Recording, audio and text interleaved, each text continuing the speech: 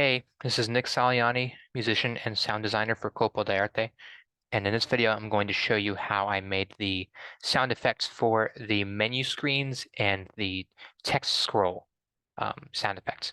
So to start with, these sounds are not made with Renacimento instruments. They're not made with sample libraries or anything like that. These are synthesized from scratch. And the main tool that I used here is Ableton Live's operator frequency modulation synthesizer. So to start with, some of the menu sound effects include a menu back sound. So when you click out of a menu or you back out of a menu, it sounds like this. And this sound is made up of two layers. It's made up of a little whoop sound effect, like that, which is kind of like it just comes up and down very quickly.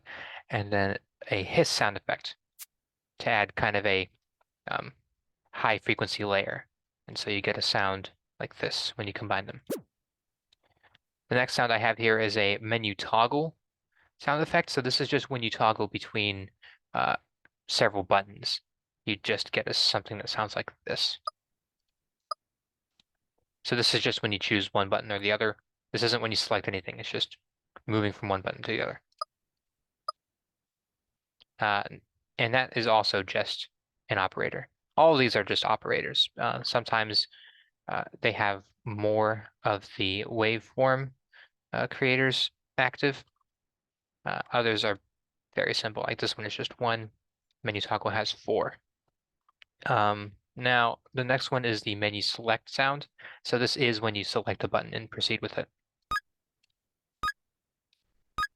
So this is when you choose a button in the menu. And this is made up of two layers. It's made up of a little jingle here, I guess you could say. That's some higher frequencies. And then this is a low frequency layer. It's like a little bit of a click. So when you combine them, you get this sound.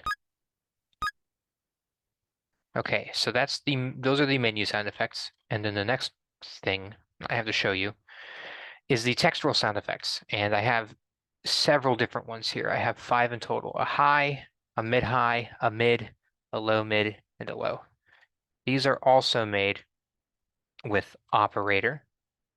Some of these have filters on them, though. They all have filters so that none of them are too low.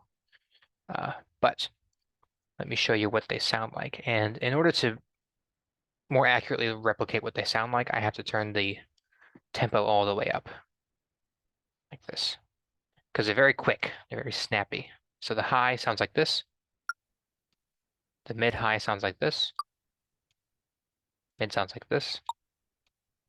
Low sounds like this, or low-mid. And then the lowest sounds like this. And in-game, these are sort of interspersed when the text is being rolled. It's a little bit randomized. So you might get high, mid, all of them. You might get a bunch of them in the same line as they play. And if you loop this quickly, you get a more accurate text noise, like when the text is scrolling. Like that.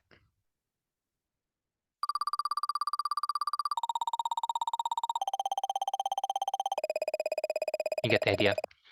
And they are each, I guess you could say, layered or arranged in a way that they are a few steps up or down from each other and that the harmonies don't clash too much. That's D sharp. This is G. This is A sharp. Oh, there we go. This is